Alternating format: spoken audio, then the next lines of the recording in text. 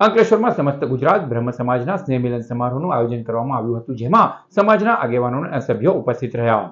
અંકલેશ્વરમાં સમસ્ત ગુજરાત બ્રાહ્મણ સમાજ દ્વારા સ્નેહ મિલન સમારોહનું ભવ્ય આયોજન કરવામાં આવ્યું હતું, જેમાં સમાજના આગેવાનો, વડીલો, યુવાનો તથા સમાજ બંધુઓ મોટી સંખ્યામાં ઉપસ્થિત રહ્યા હતા. વિપ્ર ફાઉન્ડેશનના નેજા હેઠળ યોજાયેલા આ સમારોહનો મુખ્ય ઉદ્દેશ્ય સમાજમાં એકતા, સંગઠન, સહકાર અને સર્વાંગી વિકાસની ભાવનાને વધુ મજબૂત બનાવવાનો હતો.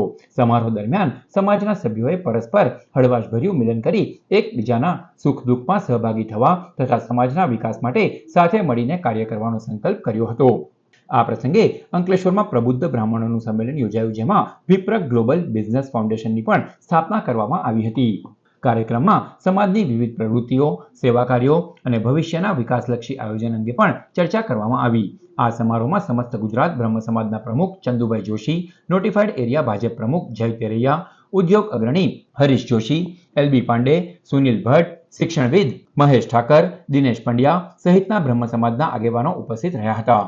આજ રોજ અમે વિપ્રો ફાઉન્ડેશન દ્વારા એક પ્રોગ્રામ કર્યો છે.